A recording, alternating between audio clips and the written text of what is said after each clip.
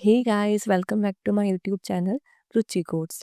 पिछले वीडियो में हमने देखा था जावा डॉक्स डॉक्यूमेंटेशन कैसे जनरेट करते हैं। आज के इस वीडियो में हम जावा डॉक के टैग्स को थोड़ा डेप्थ में समझेंगे, ताकि जब आप डॉक्यूमेंटेशन लिखो तो सिर्फ कॉपी पेस्ट नहीं बल्कि समझ के लिखो। इस वीडियो में हम कवर करेंगे ब्लॉक टैग्स के बारे में, इनलाइन टैग्स के बारे में, प्लस रियल यूज केसेस के बारे में। जावा डॉक्स का मेन पर्पस है कोड को सेल्फ एक्सप्लेनेटरी बनाना, दूसरे डेवलपर को बिना कोड पढ़े आइडिया दे देना, इंडस्ट्री लेवल प्रोफेशनल डॉक्यूमेंटेशन बनाना। डॉक्यूमेंटेशन सिर्फ कंपाइलर के लिए नहीं होती है, डेवलपर्स के लिए भी होती है। सबसे पहले हम पढ़ेंगे ब्लॉक टैग्स के बारे में। ब्लॉक टैग क्या होता है? ब्लॉक टैग हमेशा @ से स्टार्ट होता है। जावा डॉक्स कमेंट के लास्ट सेक्शन में लिखा जाता है। ये कोड का टेक्निकल कॉन्टेंट डिफाइन करता है, मतलब मेथड क्या इनपुट लेगा, क्या आउटपुट देगा, क्या रिस्क हो सकता है, ये सब ये बताता है। सबसे पहले हम पढ़ेंगे ऑथर टैग के बारे में। जावा डॉक्स के अंदर मैं बना लेती हूँ एक नई क्लास। जैसे हम बनाते हैं एज वैलिडेटर। इसके अंदर मैं बना लेती हूँ एक method public boolean validate age. ये ले रहा है इंट एज को। इफ अगर एज जो है वो 0 से कम होगी तो आपको थ्रो कराना है throw new illegal argument exception, और यहाँ पे लिखना है age can not be negative.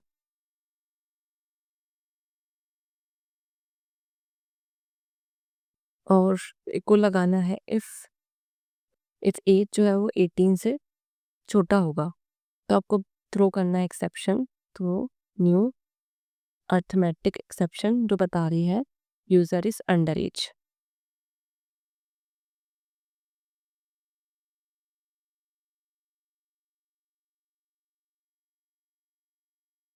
And में हमने कर दिया return true.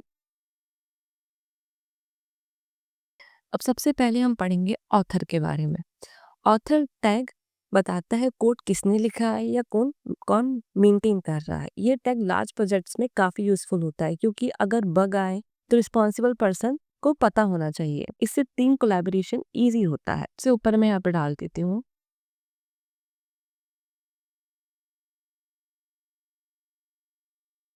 As validator class is used to validate user age,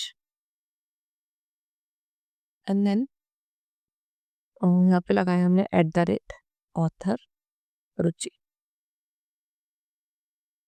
ये देखा हमने ऑथर टैग के बारे में। ऑथर टैग जो होता है वो बताता है कोड किसने लिखा है, ये कोड कौन मेंटेन करेगा। ये टैग लार्ज प्रोजेक्ट्स में काफ़ी यूजफुल होता है, क्योंकि अगर बग आए तो रिस्पॉन्सिबल पर्सन को पता होना चाहिए। इससे टीम कोलैबोरेशन ईजी होता है। इंडस्ट्री में कभी कभी मल्टीपल ऑथर्स भी होते हैं। सेकेंड वन आता है वर्जन। वर्जन टैग का यूज होता है क्लास या मॉड्यूल का वर्जन बताने के लिए। रियल लाइफ में बग फिक्स के बाद वर्जन चेंज होता है, फीचर्स ऐड होने के बाद वर्जन अपडेट होता है। इसमें हम डाल देते हैं @वर्जन 1.0। डॉक्यूमेंटेशन देख के ही पता चल जाता है कि ये कोड लेटेस्ट है या पुराना है। नेक्स्ट इज परम। परम के बारे में हम पहले भी पढ़ चुके हैं। परम जो टैग होता है वो मेथड के हर पैरामीटर का रूल एक्सप्लेन करता है। हर पैरामीटर के लिए अलग @परम लिखना चाहिए। जैसे हमने यहाँ मेथड बनाई है बुलियन एज वैलिडेटर या वैलिडेट एज, इसमें हम लगाएंगे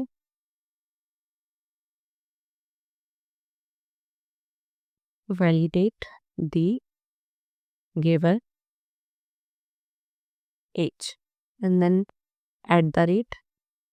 @परम एज एंटर्ड बाय यूजर। यहाँ हमने लिखा है param age enter by user. हर पैरामीटर के लिए अलग @परम होता है। इससे गैस और कम होता है और रॉन्ग इनपुट पास होने के चांसेस भी कम होते हैं। इसके बाद में आता है @रिटर्न। रिटर्न टैग जो है वो बताता है कि मेथड क्या वैल्यू रिटर्न करेगा। यहाँ पर हम लिखते हैं रिटर्न @ कोड ट्रू, तो कहता है हमें कर्ली ब्रेसेस के अंदर if age is right. Return का मीनिंग लिखो, सिर्फ वैल्यू नहीं। ये अच्छी प्रैक्टिस है कि रिटर्न का मीनिंग लिखो, सिर्फ वैल्यू नहीं। अगर मेथड वॉइड है तो रिटर्न यूज मत करो। इसके बाद में आता है @throws या @exception। ये टैग बताता है कि मेथड कौन सा एक्सेप्शन थ्रो करता है और किस कंडीशन में थ्रो करेगा। यहाँ हम लगा देते हैं @throws illegal argument exception if @code age is negative। And एक और लगा देते हैं हम throws arithmetic exception if @code age is less than 18। अगर एज नेगेटिव हुई तो इलीगल आर्गुमेंट एक्सेप्शन मिलेगी, और अगर एज 18 से कम हुई तो अरिथमेटिक एक्सेप्शन मिलेगी। इससे रन टाइम सरप्राइज अवॉइड हो जाता है, डेवलपर पहले ही केयरफुल हो जाता है। लार्ज सिस्टम में थ्रोस बहुत इंपॉर्टेंट टैग होता है। नेक्स्ट आता है डेप्रिकेटेड। डेप्रिकेटेड का मतलब होता है कि ये चीज़ फ्यूचर में रिमूव हो सकती है। यूज़ होता है जब नया मेथड आ चुका हो या फिर ओल्ड मेथड अनसेफ हो, बैकवर्ड कंपैटिबिलिटी चाहिए, डॉक्यूमेंटेशन में या वार्निंग के फॉर्म में शो होता है। नेक्स्ट आता है इनलाइन टैग। इनलाइन टैग क्या होता है? इनलाइन टैग सेंटेंस के बीच में लिखे जाते हैं। ये कर्ली ब्रेसेस के अंदर होते हैं। जैसे हमने यहाँ पे लिखा था @code age, ये जो है वो एक इनलाइन टैग है। ये एक्सप्लेनेशन को और क्लियर और रीडेबल बनाते हैं। ये कोड को प्रोफेशनल और डेवलपर फ्रेंडली बनाते हैं। हमने ये लिख चुके हैं पहले ही, इफ @code age। ये @code जो होता है वो कोड या कीवर्ड को हाईलाइट करता है। ये फॉन्ट मोनोस्पेस होता है। इसका यूज होता है जब null true false method names short code snippet के लिए। इससे टेक्स्ट और कोड का डिफरेंस क्लियर हो जाता है। नेक्स्ट आता है @लिंक। @लिंक किसी क्लास या मेथड का क्लिकेबल लिंक बनाता है। लार्ज प्रोजेक्ट्स में इससे डॉक्यूमेंटेशन नेविगेशन ईजी हो जाता है। यहाँ पे हम एक और मेथड डाल देते हैं, public void check eligibility int age validate age, ये देगा एज को। इसके ऊपर हम डाल देते हैं calls @link validate age int method to check whether the user is eligible or not। यहाँ पर लिख देते हैं परम एज enter my user। ये जो होता है @लिंक, ये हमेशा सेंटेंस के बीच में ही यूज होता है, इसलिए ये इनलाइन टैग है। डॉक्यूमेंटेशन में ये क्लिकेबल लिंक बन जाता है। नेक्स्ट आता है @लिटरल। इसी में हम मेथड में लगा देते हैं यहाँ पे this method returns @code true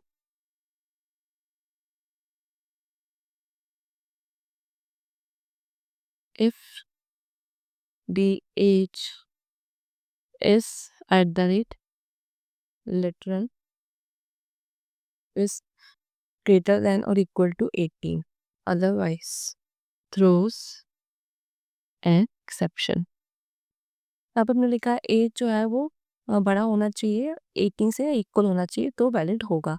ये सिंबल जो है वो एज इट इज शोन करने के लिए हम यूज करते हैं @लिटरल का। आप इसको अकेले नहीं लिख सकते, क्योंकि इनलाइन टैग जो होता है वो अकेले नहीं लिखा जाता। ये हमेशा सेंटेंस का पार्ट होता है।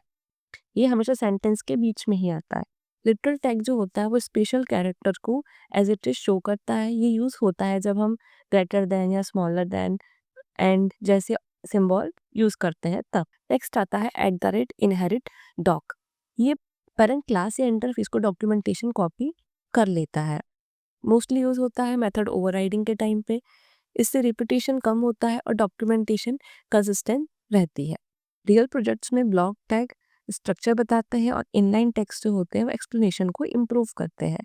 बेस्ट डॉक्यूमेंटेशन वही होती है जिसमें दोनों का बैलेंस होता है। अब हम क्या करेंगे, यहाँ पे मेन्यू में जाएंगे, टूल पर जाके जनरेट डॉक्स पे क्लिक करेंगे, देन जनरेट करेंगे डॉक्यूमेंटेशन इस क्लास के लिए।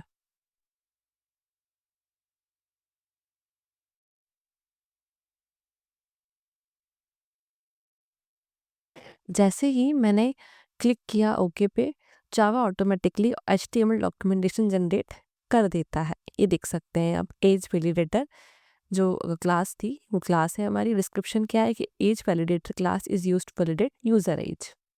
ये कमांड रन करने के बाद आप देखोगे कि इंटेलिजे में आपके उसी फोल्डर में